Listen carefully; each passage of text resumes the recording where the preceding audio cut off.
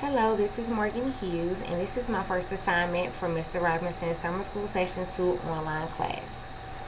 So for this assignment, we had to summarize chapters 1, 2, and 3, so I'm going to go ahead and jump right in. With chapter 1, we discussed what communication is and why we study communication. Communication is a creating and sharing of messages simultaneously through persons. From there, we talked about why we study communication.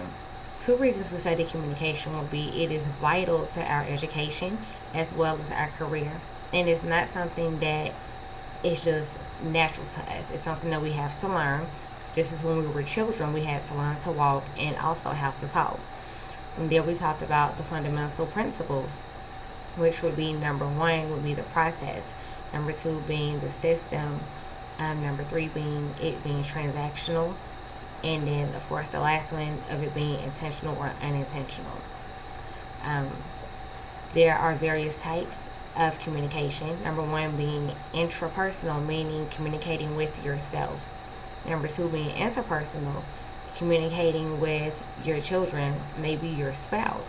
And you have, public communication, which would be a number of people, whether it's your professor giving you a lecture or whether it's you being in church.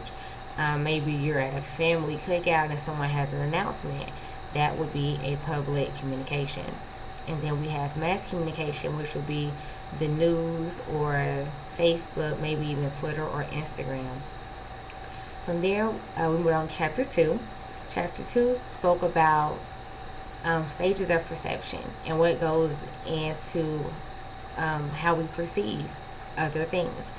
Our cultural backgrounds, our gender, and the media, those all play a role in how we perceive what is going on around us. And then lastly, which I think is very important, we talked about checking the accuracy of our perception. And that is simply asking a question. If you were to perceive that your best friend was upset with you, the only way to be accurate is for you to ask the question, which is pretty much what we spoke about in chapter 2 in the last section, just checking the accuracy, asking that question, pretty much getting the facts, because what you perceive is not necessarily a fact. It's what you think when it could be completely off base. So that's one way, you check your perception is to ask questions. Then concluding in chapter 3, talked about self-esteem, how we feel about ourselves, as well as how we see ourselves, which is self-concept. We also spoke about how gender and cultural background play a part in how we see ourselves. Where you grow up at, who raised you, how were you raised, that plays a part in how you see yourself as an individual. Of course, from time to time, that person may change from, you being at a interview or you being around your best friend or your mom and dad, which takes me into the impression management. The way you act around your family is not the way you would act when you are in school around your professors, or the way you would act when you are in church around even your pastor.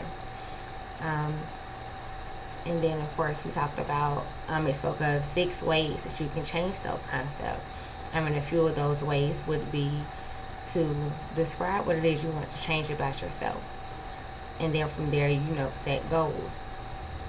Stick to those goals. It would be the same as if you had a goal to lose weight. You would describe what areas you want to target, and you would figure out a way to do that, and you would try to stick to those goals.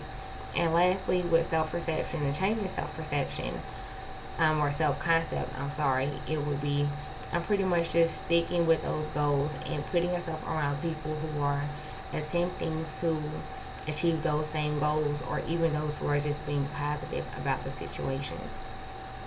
So this is my summary for chapters 1, 2, and 3. I look forward to hearing your feedback, and thank you so much. I hope you guys have a great day.